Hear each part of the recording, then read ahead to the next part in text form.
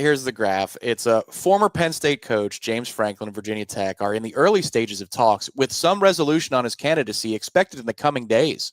Sources told you, get the hell out of here. So you're on the clock. That's the message to everybody. Clearly, Virginia Tech is his fallback school. Didn't we all have those when we were going to college, like your fallback plan? Oh, yeah. That's what that graph says. Hey, if you want him, he's going to have to take the Virginia Tech job because they're telling us to do it or get off the pot at some point here. But if you want him, you can have him because he doesn't really want to go to Virginia Tech. So give us a call and we can make a deal. Tommy was 12 of 24 on this night for 189 yards and a touchdown. But I got to tell you, if you're looking for Florida State to win one of the two games left on the schedule that are both on the road, I think the path to doing that is what we saw in the second half, which is Tommy Castellanos' legs came to life. The explosiveness was there again. That could potentially be a game changer as Florida State looks to finish the season at least at 500, if not over 500. Gene, to me, in a game that had a ton of forgettable moments, that is the thing that's going to last as we start preparing for a short week game on a Friday night at NC State. Yeah, a mobile, fully healthy Tommy Castellanos has got to scare a lot of defensive coordinators because that's just he's very unique in what he can do. There's very few quarterbacks who can be as fast and elusive as he is.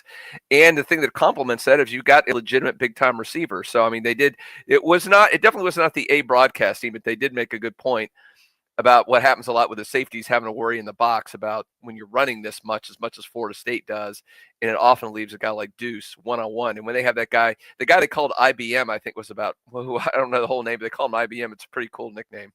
But, I mean, he was probably about 5'8", 5'9". You saw when he stood next to Deuce what a mismatch that was. So it had to make Tommy's eyes light up when he saw those one-on-one matchups against that guy. So, I mean, that is going to be – it's a good recipe for the offense. I think the offense can be good enough to win the next two games. And I don't want to harp on the negative here, but, I know they only gave up 14 points on the scoreboard to not a pretty bad offensive team, but, man, that running defense was just gash for most of the game. That was a little bit scary. Virginia Tech put up 237 yards on the ground, and that's not going to get it done against a lot of teams. No, I agree. I think it was streaky for Virginia Tech. Like they would hit them in bunches, and not always just explosives. But I mean, some drives it was just like a warm knife through butter. One of which was when Florida State goes up 24-7. That answer from Virginia Tech is just right down the field. And in fact, the way the game started, I thought, this could be a long night. Because they hit a pretty good explosive run to the left, Gene, on their first drive of the night. But then the next play is the interception from Drones when he takes the shot deep. His receiver falls down, and Jerry Wilson comes away with the football. And I think that settled things where, again, watching Florida State, I'm not trying to say they're front runners, but I'm saying it's a lot better if they can get out to the lead first. It makes a big difference for this team from a confidence standpoint, and they were able to play from ahead for the most part, if not the entire way. And I think that's going to be a huge thing for them as they go on the road. And I see in the chat, a lot of you, Christopher says, Tommy missed so many throws. And Tony, when does his arm come back from the dead? Hey, man, this is who Tommy Castellanos is as a passer. I mean, he missed LaWayne McCoy for a touchdown. He missed Randy Pittman for a touchdown. A couple of those throws to Deuce could be a lot easier, but they weren't. But that's who he's going to be. The next couple of games are really going to tell the tape, I think, of how this season goes, and obviously this coaching staff too. I still think they're hanging on by a thread, even though they won by 20 tonight. This season is not – Mike Norvell is not safe, not by a long shot yet, of getting through 2025 unscathed. So we're really going to see what happens the next 2 weeks. But I think what it probably does, I think, had they lost this game, especially if it was an ugly loss, Tom, I think we're having a totally different show right now. We're talking about who's FSU's next head coach. I don't think he survives the next 24 hours if that's the case. But, I mean, for now he has a stay of execution, but again, the bugaboo is these road games. But it seems like everybody is slipping and falling on this new grass. Second, Tommy, somebody mentioned it already, Tommy can't hit an open receiver. And finally, after, 9 games into the season, we finally let an All-American kick returner start returning kicks. So I appreciate whatever, I know Tom's always hitting on that for punt returns, but the kicks, we finally let that culture start going and let's start getting some yards downfield. My MVP for the season, I like Randy Pittman, man. I noticed it off the Alabama game. I felt like he was more of a quarterback out there than Tommy was, getting the formation set and everything. He went out, and I like him a whole heck of a lot. But Yeah, we End appreciate of the you. game. Go Noles, man. I got my kids here. So I got my son. He just stayed up all night. He wants to say one thing. Let's go. What do you got to say? Go Noles. There you go. All right. There you Yeah, go. man. Appreciate what you do. I hope you guys are feeling better. And thanks for everything you guys do. Appreciate you. Thank you, Rick. And thank you to your family, Noles in Memphis. Thank you very much for making the time for us. As far as the coaching staff, you know, I hope Mike the best, and I hope he does win the next two, but he's done. He has to go, and I think we're gonna lose out on Franklin unless those his agent making noise with the McMurphy thing today. But I'll let you tell us more, Gene. I know you got some scoop on that. Thank you, guys, and it's always a good win, especially for those seniors. There you go. Great. Thanks, Marlon. Thanks, Marlon.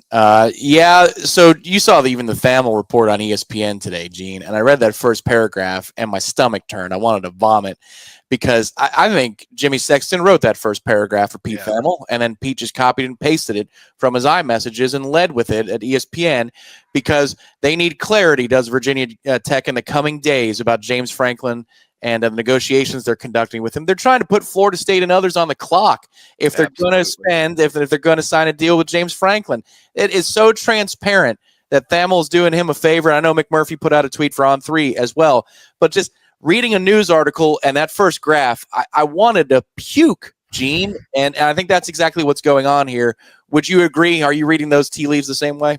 Yeah, but you know that's how these guys get their information. I always go, oh, these guys getting all this information. Well, they play games with the agents. They scratch their backs, they scratch the other, and Sexton gets rich as hell being a slime bag. So I mean that's just how it works.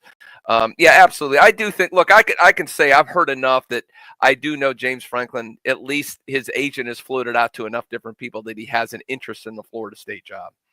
If that job were to become open, I think it's fair to say that at this point. But he may have some interest in. He's probably floating that out to the other jobs that are potentially open. So I know a lot of people are focused on FSU. There's a lot of jobs out there. In the more interest Mr. Sexton can build up in these different teams, the more his price tag goes up. It's supply and demand. There's not a whole lot of supply out there for a coach with his kind of experience for another program. So yeah, they're going to try to jack up that price as much as possible. I'd be a little surprised if he takes Virginia Tech, but you know, is he going to wait? You know, is Virginia Tech just going to say no at this point? They possibly have a guy like that. They can say, you're not going to accept the job now. We're going to part ways. I don't know if they're going to do that, but no, it's obviously his agent playing games right now. Here's the graph. It's a former Penn State coach, James Franklin of Virginia Tech, are in the early stages of talks with some resolution on his candidacy expected in the coming days. Sources told you, get the hell out of here. So you're on the clock. That's the message to everybody. Mm-hmm. Clearly, Virginia Tech is his fallback school. Didn't we all have those when we were going to college, like your fallback plan? Oh, yeah. That's what that graph says. Hey, if you want him, he's going to have to take the Virginia Tech job because they're telling us to do it or get off the pot at some point here. But if you want him, you can have him because he doesn't really want to go to Virginia Tech. So give us a call and we can make a deal. ESPN's Pete Thamel reporting.